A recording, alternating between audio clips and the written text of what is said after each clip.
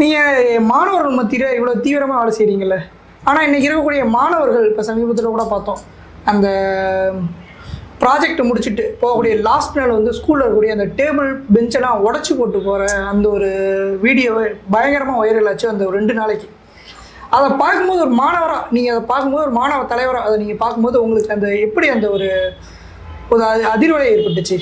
சமுதாயத்திலே மாணவர்களுக்கு இன்னைக்கு தமிழ்நாட்டில் குறிப்பாக எந்த விஷயத்துக்கு குரல் கொடுக்கணும், எந்த விஷயத்தை எதிர்த்து கேள்வி கேட்கணும், எந்த விஷயத்துக்கு வந்து நம்ம குரல் ஓங்கணுன்ற ஒரு விழிப்புணர்வு இல்லை. ஒன்று.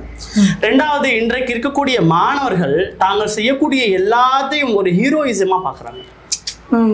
தளபதி விஜய்னு சொல்லிக்கிறாங்க, விஜய் செய்கிற விஷயங்களை செய்கிறது, அது மாதிரி யாரெல்லாம் இன்றைக்கு திரைத்துறையில் பெரிய ஆட்கள் வராங்களோ அவங்கள பார்த்து பின்பற்றுறது, வரலாறு தெரியாமல் மாணவர்களுக்கு ஒரு விதமான செய்கைகள் பண்ணுறது, ஸோ போதைப் பொருள் பின்னாடி போகிறது, இது எல்லாமே நம்பர் 1 போதைப் பொருள். ஸோ இத்தனை விஷயங்கள் தான் இன்றைக்கு மாணவர்கள் சமுதாயத்தில் கெட்டு போகிறதுக்கு மிகப்பெரிய காரணம்.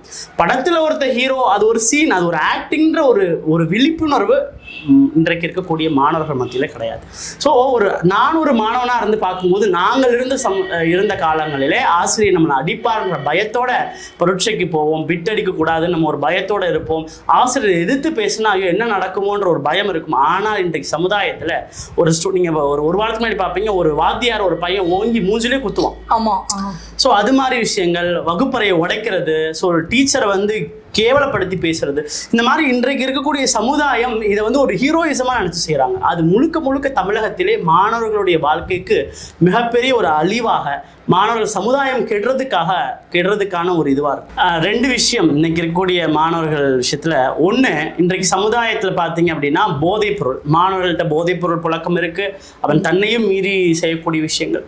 2வது ஒண்ணு, இன்றைக்கு இருக்கக்கூடிய பாடத்திட்டம். இன்றைக்கு அந்த காலத்துல பாருங்க, ஒரு பாடத்திட்டம்னா குருவை மதிக்கணும், குருக்கு நம்முடைய வாழ்வியல் முறை என்ன, ஒழுக்கம்னா எப்படி இருக்கணும், அந்த மாதிரி அவ்வளவு பாடத்திட்டங்கள்ல அவ்வளவு நல்ல விஷயம்.